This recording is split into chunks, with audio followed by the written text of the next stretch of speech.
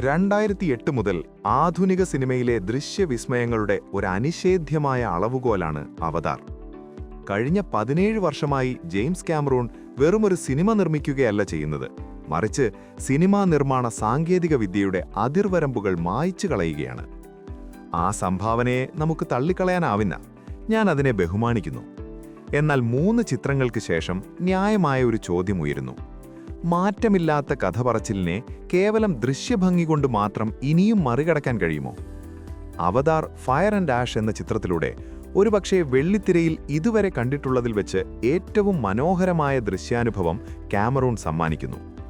എന്നാൽ ആവേശമടങ്ങിക്കഴിയുമ്പോൾ സിനിമയുടെ തിരക്കഥയും ആഖ്യാനവും ഒരുതരം ശൂന്യത ബാക്കിവെക്കുന്നു. അവതാർ ഫയർ ആൻഡ് ആഷ് ഒരു ആവറേജ് സിനിമയാകാനുള്ള 3 കാരണങ്ങളാണ് ഈ വീഡിയോയിലൂടെ നമ്മൾ ചർച്ച ചെയ്യാൻ പോകുന്നത്. 1. ആവർത്തിക്കപ്പെടുന്ന തിരക്കഥ. കഥ പറച്ചിലിന്റെ കാഴ്ചപ്പാടിൽ നോക്കിയാൽ ഫയർ ആൻഡ് ആഷ് മുൻഭാഗങ്ങളിൽ നമ്മൾ കണ്ടു മടുത്ത വഴികളിലൂടെ തന്നെയാണ് സഞ്ചരിക്കുന്നത്. ജേക്ക് സള്ളി ഇപ്പോൾ പൂർണ്ണമായും ഒരു നാവിഗോത്ര നേതാവാണ്. മനുഷ്യർ വീണ്ടും അതേ ലക്ഷ്യങ്ങളുമായി വരുന്നു: വിഭവങ്ങൾ കൊള്ളയടിക്കുക, പണ്ടോറ കീഴടക്കുക. മൈൽസ് ക്വാറിച്ചും വീണ്ടും വരുന്നത് പഴയ പകയുമായിട്ടാണ്. ഈ സംഘർഷം വളരെ ലളിതവും പ്രവചിക്കാവുന്നതുമാണ്. സ്പൈഡർ എന്ന കഥാപാത്രത്തിന് പോലും ഈ ആവർത്തന വിരസത മാറ്റാൻ കഴിയുന്നില്ല. കാമറോണിന്റെ വേൾഡ് ബിൽഡിംഗ് റിമെയിൻസ് എക്സ്ട്രോർഡിനറി, പക്ഷേ കഥ വിഷ്വലുകൾക്കൊപ്പം വളരുന്നില്ല എന്നത് ഒരു പോരായ്മയാണ്. A severely under utilised villain and tribe.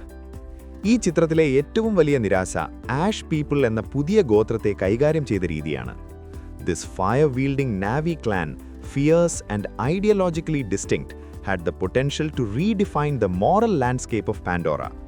എന്നാൽ അവരെ വെറുമൊരു വില്ലൻ കൂട്ടമായി മാത്രം ഒതുക്കിക്കളഞ്ഞു. 3 മണിക്കൂറും 17 മിനിറ്റുമുള്ള ദൈർഘ്യമുണ്ടായിട്ടും അവരുടെ സംസ്കാരത്തെക്കുറിച്ച് ആഴത്തിൽ പരിശോധിക്കാൻ സിനിമ ശ്രമിക്കുന്നില്ല. ദൃശ്യപരമായി അവർ അതിശയിപ്പിക്കുന്നുണ്ടെങ്കിലും കഥാപരമായ ആഴം അവർക്ക് ലഭിച്ചില്ല. അനാവശ്യമായ ഉപകഥകളും ദുർബലമായ സംഭാഷണങ്ങളും. ജേക്ക് സള്ളിയുടെ മക്കളുടെ അനാവശ്യമായ ഉപകഥകൾ സിനിമയെ വലിച്ചു നീട്ടുന്നു. ലോക്കിന്റെ കൗമാര പ്രശ്നങ്ങൾ പലപ്പോഴും പ്രധാന കഥയുടെ ഒഴുക്കിനെ തടസ്സപ്പെടുത്തുന്നു. കൂടുതൽ നിരാശജനകമായത് ഇതിലെ സംഭാഷണങ്ങളാണ്. ഇന്നത്തെ തലമുറ ഉപയോഗിക്കുന്ന വാക്കുകൾ കുത്തിനിറയ്ക്കാൻ ശ്രമിച്ചത് പലപ്പോഴും കൃത്രിമമായി അനുഭവപ്പെട്ടു. ബ്രോ തുടങ്ങിയ വാക്കുകളുടെ അമിത ഉപയോഗം വൈകാരിക രംഗങ്ങളുടെ തീവ്രത കുറയ്ക്കുന്നു. സ്പൈഡർ എന്ന കഥാപാത്രത്തെ അവതരിപ്പിച്ച നടന്റെ പ്രകടനം പലയിടത്തും പക്വതയില്ലാത്തതായി തോന്നി. ഇത്രയൊക്കെ പോരായ്മകൾക്കിടയിലും ഫയർ ആൻഡ് ആഷ് ചില മികച്ച കാര്യങ്ങൾ ബാക്കിവെക്കുന്നു. സ്റ്റീഫൻ ലാങ് ക്വാറിച്ചായി വീണ്ടും തിളങ്ങുന്നു. അദ്ദേഹത്തിന്റെ സ്ക്രീൻ പ്രസൻസ് സിനിമയ്ക്ക് വലിയ കരുത്താണ്. അതുപോലെ വരാങ് എന്ന കഥാപാത്രമായി എത്തിയ ഊന ചാപ്ലിൻ മികച്ച പ്രകടനമാണ് കാഴ്ചവെച്ചത്. ക്വാറിച്ചും വരാങ്കും തമ്മിലുള്ള കെമിസ്ട്രി സിനിമയിലെ ശ്രദ്ധേയമായ ഒന്നാണ്. അധിനിവേശം, പരിസ്ഥിതി നാശം തുടങ്ങിയ കാമറോണിന്റെ സ്ഥിരം പ്രമേയങ്ങൾ ഇപ്പോഴും പ്രസക്തമാണ്. മുതലാളിത്തം എങ്ങനെ പ്രകൃതിയെ തകർക്കുന്നു എന്നതിനെക്കുറിച്ചുള്ള ശക്തമായ താക്കീത് പണ്ടോറ നൽകുന്നുണ്ട്. അവതാർ ഫയർ ആൻഡ് ആഷ് ഒരു സാങ്കേതിക വിസ്മയമാണ്. ഒരു ദൃശ്യവിരുന്നെന്ന നിലയിൽ ഞാൻ അതിനെ സ്നേഹിക്കുന്നു. കാമറോണിന്റെ കഠിനാധ്വാനത്തെ ബഹുമാനിക്കുന്നു. പക്ഷേ കഥയും പ്രധാനമാണ്. 2ാം ഭാഗമായ ദ വേ ഓഫ് വാട്ടർ പുതിയൊരു ലോകത്തെയും സംസ്കാരത്തെയും നമുക്ക് പരിചയപ്പെടുത്തി ആ ആവേശത്തെ നിലനിർത്തി. എന്നാൽ അവതാർ ഫയർ ആൻഡ് ആഷ് പഴയ പാതയിലൂടെ തന്നെ സഞ്ചരിക്കുന്നു. ഇത്തവണ ദൃശ്യഭംഗിക്ക് കഥയിലെ കുറവുകളെ പൂർണ്ണമായും മറയ്ക്കാൻ കഴിഞ്ഞില്ല. ജെയിംസ് കാമറോണിന്റെ ദീർഘവീക്ഷണം സമാനതകളില്ലാത്തതാണ്.